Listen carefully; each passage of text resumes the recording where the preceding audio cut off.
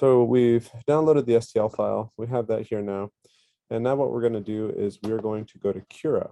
That'll pull this up. Okay.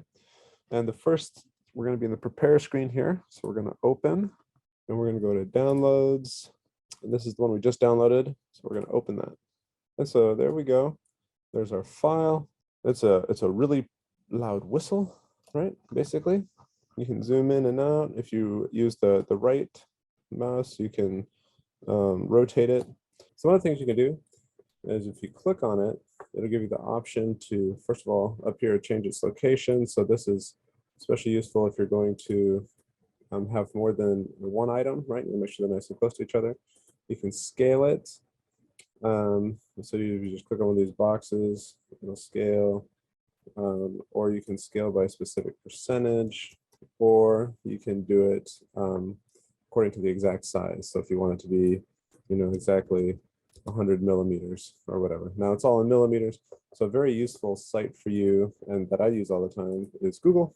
So if you just say, well, I want it to be 3 inches, so you go 3 inches, 2 millimeters, and then it'll tell you, oh, that means you want it to be 76.2 millimeters.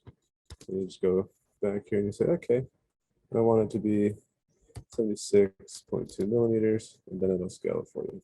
Okay, but we're just going to leave it at 100% and do that. And then you can also rotate it on different axes. All right, so you just click on the little arrow there, you can rotate it around. So that should be everything you need for actually manipulating it once it's inside here. And we're just going to print this one the way it is, but if you wanted to make changes, here's where you would go. So right now it's set for standard quality, which is 20% infill. It's set for no supports right now, but if you wanted to add supports, you would check that. If you want to have more settings, or so you can change this to be custom, and custom is going to give you more options of what you want to look at. So for example, if you wanted to have a more control over the supports, here we can say what angle we want, what kind of support we want, or where we want it, stuff like that. It doesn't all. Now, the way this is set up, it doesn't show you all the options by default. So what you have to do is you got to go here and say, oh, well, I want to see more options. So I'm going to go to advanced. And now if I go to support, generate support, now you'll see it's got more options for me here. And most of these you don't want to mess with, but like, for example, you might want to switch between normal and tree, depending on what you're doing there. We're gonna stick with recommended for this time. We're just gonna do 20%. Well, they recommended 100%. It's a pretty small file, so we'll do 100% infill.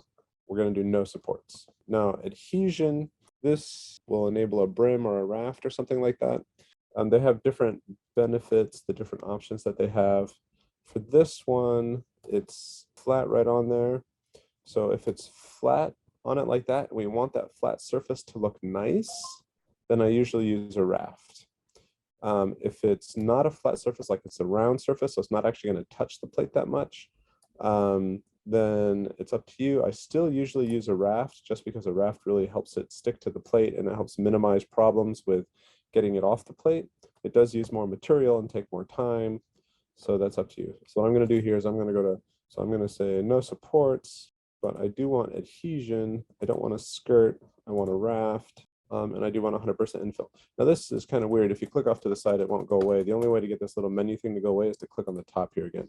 So we have 100%, we have a raft, and then we're going to slice. So it'll take a few minutes depending on the complexity and stuff. So here gives you an idea. It's going to take a little over 5 hours, 21 grams, which is not too bad, especially for 100%. And we're going to preview. We can do this. This will tell you what's going to happen on the specific layer. So that's the top layer. This will show you all the different layers. So it'll show you what it looks like on the inside here. Now this raft is really big, so I'm going to modify that actually.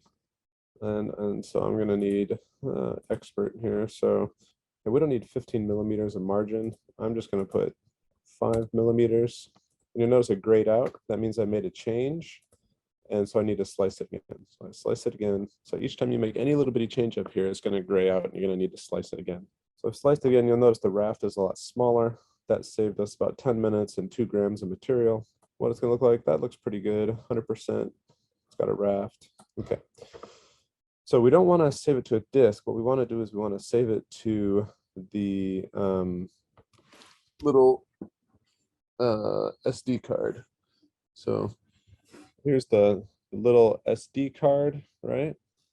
And it doesn't have a way to plug directly into your laptop. So you're going to have to do something a little convoluted.